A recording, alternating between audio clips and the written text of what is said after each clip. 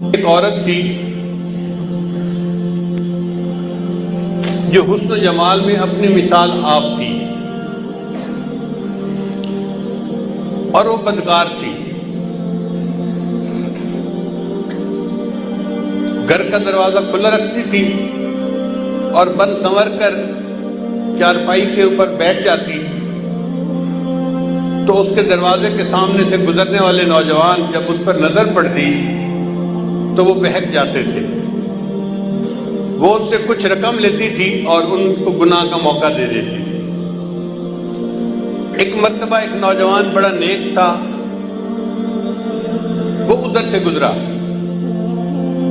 قدرتاً اس کی بھی نظر اس طرف اٹھ گئی تو اس نے دیکھا کہ اتنی خوبصورت عورت، اس کو بھی شیطان نے بہکایا۔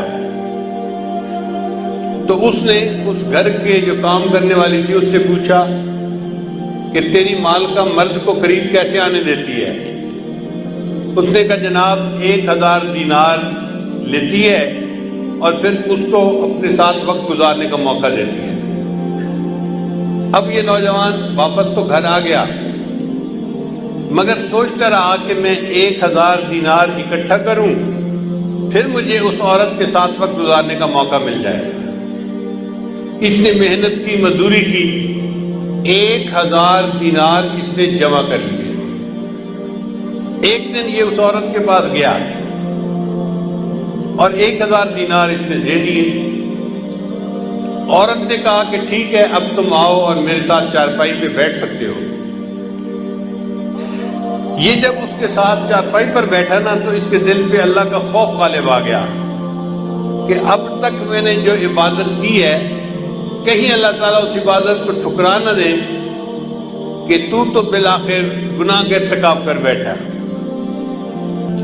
اب عورت انتظار میں تھی کہ میں نے جب اسے بلا لیا ہے تو یہ اب اپنی خواہش پوری کرے گا، مگر وہ بندہ تو بہت ہی خاموش چپ بت بن کے بیٹھا ہوا ہے۔ تو عورت نے اس سے پوچھا کہ بھائی میں نے تو تمہیں یہاں نہیں بلایا، تم خود آئے ہو۔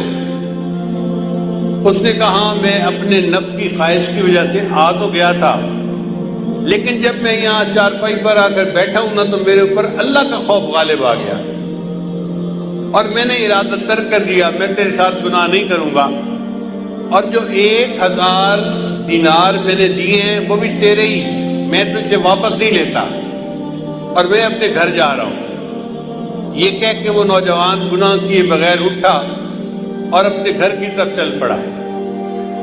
عورت نے اس سے جاتے جاتے پوچھ لیا کہ تم کس گاؤں کے رہنے والے ہو؟ اس نے گاؤں کا نام بتا دیا۔ چند دن گزرے تو اس عورت کے دل میں خیال آیا کہ یہ ایسا نوجوان ہے جس نے پہلے کبھی گناہ نہیں کیا، پہلا گناہ کرنا تھا اور اس پر اتنا خوف غالب آ گیا، اور میں تو روز گناہ کرتی ہوں اور میں توبہ نہیں کرتی، تو مجھے بھی اللہ سے ڈرنا چاہیے۔ چنانچہ اس نے نیت کر لی کہ میں بھی آج کے بعد یہ بدکاری والے گناہ کو چھوڑ دیتی ہوں۔ چند دن گزرے تو اس کا بھی زندگی گزارنا مشکل بن گیا۔ جیسے عورت مرد کی ضرورت ہے، مرد عورت کی ضرورت ہے۔ اس عورت نے سوچا کہ میں اسی نوجوان کا پتہ کرتی ہوں اور اگر وہ ہے تو میں اس کے ساتھ نکاح کر کے نیکی کی زندگی گزارتی ہوں۔ چنانچہ یہ عورت اس کے گاؤں میں گئی اور اس بندے کا نام پوچھا۔ انہوں نے گھر بتا دیا کہ فلاں جگہ گھر ہے۔ یہ عورت آئی اور اس نے اس کے گھر کا دروازہ کھٹکھٹایا۔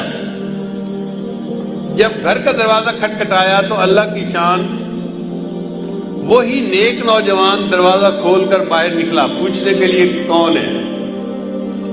جب نوجوان کی اس عورت پر نظر پڑ گئی تو وہ تو حیران ہو گیا کہ جس گناہ سے بچ کے میں گھر آیا تھا اب وہ عورت تو میرے دروازے پر چل کر آ کر کھڑی ہو گئی۔